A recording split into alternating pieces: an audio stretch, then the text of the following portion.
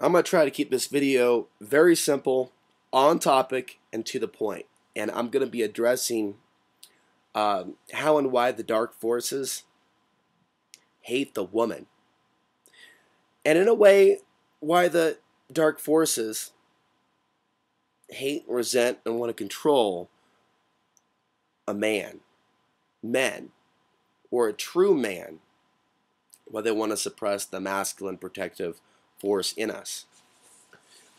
I live in a day and age, and who knows if this video is going to be looked at hundreds of years from now, if it will still exist, if we will still exist. In the day and age that I live in now, I live on a planet full of men and women. Those men and women live under multiple systems that come under a larger system. We call that the New World Order. That New World Order is invested in breaking up the family and dividing man from woman, destroying tribes from the old world and creating a new tribe where our efforts, our energies are going to serve it, the top of the pyramid. And in that realm of serving the top of the pyramid, in serving that all-seeing eye, there is no space for true romantic love between man and woman, or true brotherly, sisterly love, even in a non-romantic way, between men and women. If we want to really fix the problems in this world, we need to engage in more romance, more love, more community, because that is a powerful force that can destroy dark entities. You may have heard before that if you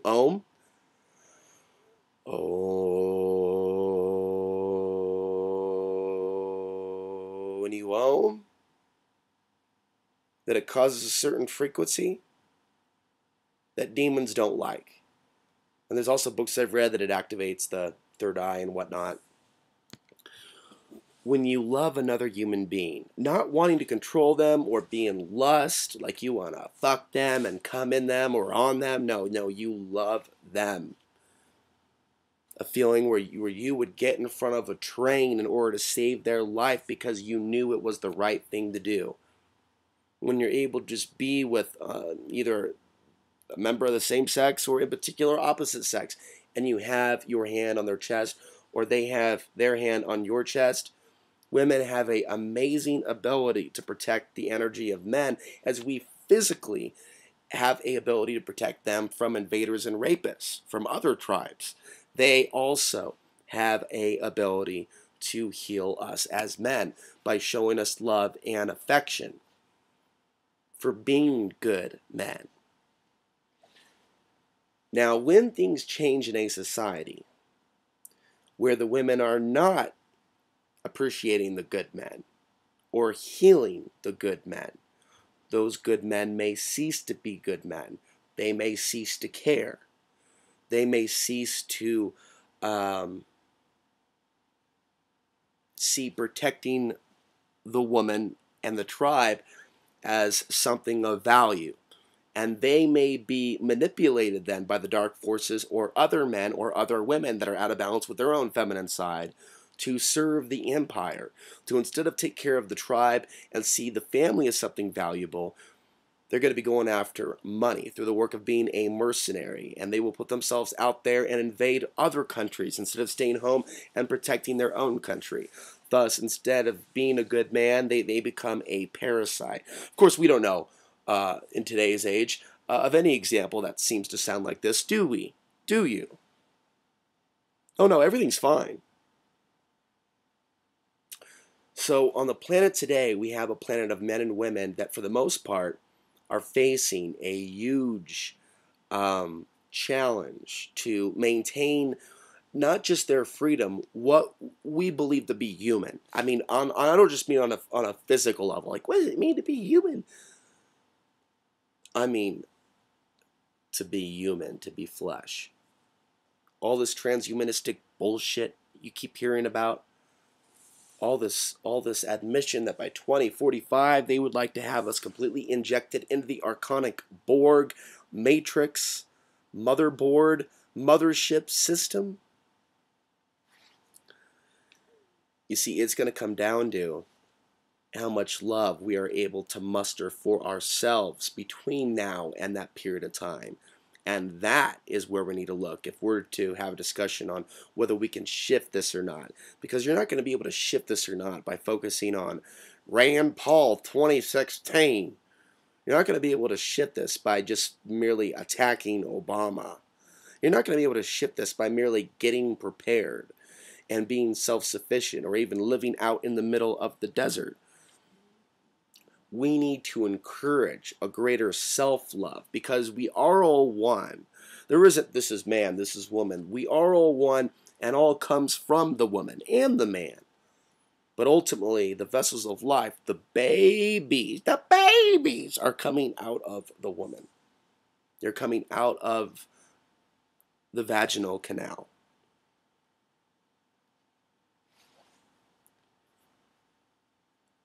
When you see and hear the horrors of war, millions dead, unmarked graves, remember, even though it's not said, because we have fallen far from the mark, my brothers and sisters, all of those dead men in all those unmarked graves and women. A woman took 9 months. It took a woman 9 months to create that vessel of life, which was given to her by the Almighty. Be it a man, be it a woman, be it a consciousness, life comes from something. When we disrespect that life that has been given to us, and we disrespect the woman, and we do not protect the woman, and we do not speak out against those forces of darkness that are killing these babies, these humans that came from women, we are on the dark side. When you justify the murder of a child, the rape of a child, the murder, the rape, the destruction of a country, you have a satanic outlook on life. You don't have to dress up in a red or black robe. You don't have to start a fire. You don't have to practice any sex magic. You don't have to do any animal sacrifice. Your very thoughts of hatred for others, disrespect of the woman and what she has created, makes you a satanic entity and being. And this is a very difficult time to be alive on the planet because there are many satanic men and women around us. They may not profess to be Satanists, but they have no value for life, and you can recognize their energy. You can see their behaviors. Overall, they seem to have a general resentment towards people such as yourself or myself because we're speaking our truth. We're also trying to warn people about what's coming down the turnpike in about 10 years. I mean, think about the low level of intelligence, of consciousness, of intuition that exists in men and women in this day and age, where they don't realize that if they're asking you to raise your arms up like this, get in some sort of a body scanner, be separated from your family and be groped, that you're actually being trained for some sort of rape-like experience later on in the timeline. If you don't have the common sense to realize that you're being conditioned to walk down corridors, to be separated from your husband, kind of like a FEMA camp, go down this way, she's going down that way, you're going down that way, take your clothes off, take a shower. It sounds very familiar, does it not? If your consciousness is awake, if your intuition is intact, and hasn't been completely bombarded by the chemicals in the air, in the water, in the food, perhaps the thoughts in your head acting like toxic chemicals. If you are a clear soul, you can see the dangers ahead. And if you have a pure heart, you care about those people. Whether there are people that have already been hurt or people that are going to be hurt. I would like to go back in time and have a deeper conversation with that Indian that came to his tribe and said, guys, I know you think I'm a fucking wacky conspiracy theorist, but I gotta tell you, I keep having a dream, white man's coming. You're like laughing, you fucking freak. Look, for those of you that have seen Dances with Wolves, he picks up this helmet. This helmet belonged to a Spanish soldier. And he showed the arrows in the helmet, indicating that they killed that Spanish soldier. This group came through, that group came through. We took them down one by one. But that old wise chief also said at some point, this time I think they may keep coming. But I'm sure that this story has been repeated in reality in many tribes, Native American tribes, throughout the history of this continent, different locations, different years where the shamans came to the tribe and said, I have had a vision. I see armies coming over the shore. I see our way of life being eroded. I see the women dishonored. I see our blood not being intact any longer, and their blood mixing with the woman's blood, creating a new human. I think about those stories and I think about myself. I think about my life. I think about my warnings right now to all of you that this apathy, this destructive worldview has allowed ourselves to become so complacent that if this day comes, when this day comes, if it may come, the forces of darkness are going to walk directly into this country and take literally anything that they want. And I don't know that they're necessarily going to remain here indefinitely. There are some people that have had visions of a war here on U.S. soil, not Israel, but here in the United States, where the people come together at the mountaintops, in the desert, in various places, and they fight off the invaders. But that is not something that I've seen people that have had these visions describe on the West Coast or East Coast. It's something they describe in the middle of the country. As one might say, in the middle of friggin' nowhere. There will be safe havens.